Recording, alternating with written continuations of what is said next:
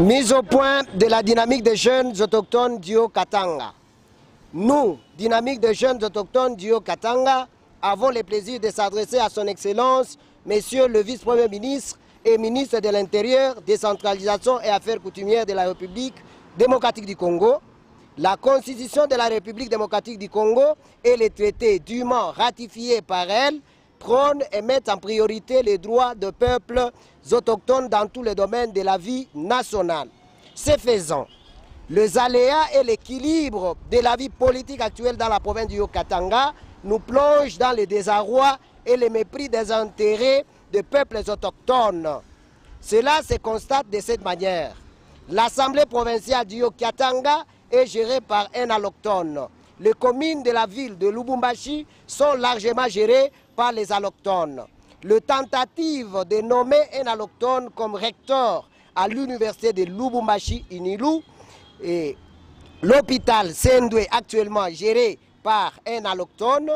Parlant de la mairie de Lubumbashi, depuis un certain temps, l'opinion haut-katangaise suit avec stupéfaction les sales manœuvres administratives du maire Aï qui ont élu domicile à la mairie de Lubumbashi en vue de réveiller les vieux démons de la division pour créer les conflits tribaux et intercommunautaires de la triste mémoire vécue jadis au Katanga.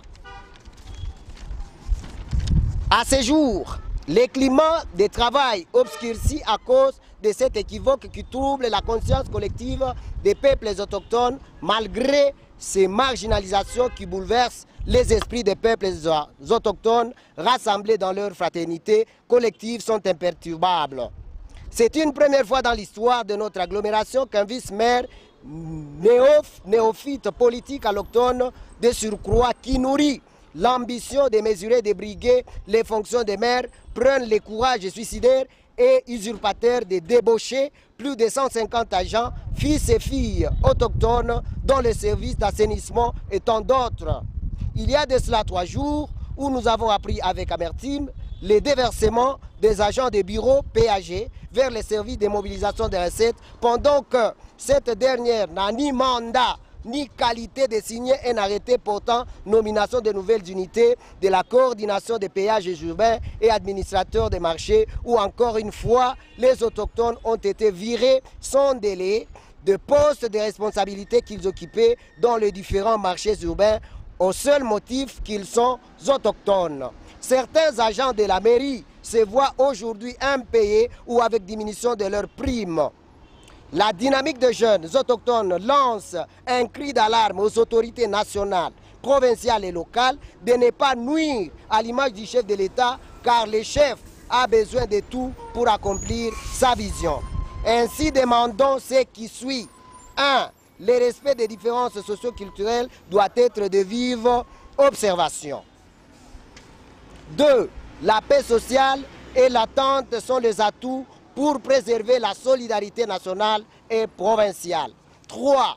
Les postes politiques doivent être gérés en province en respectant le droit et valeurs des peuples autochtones.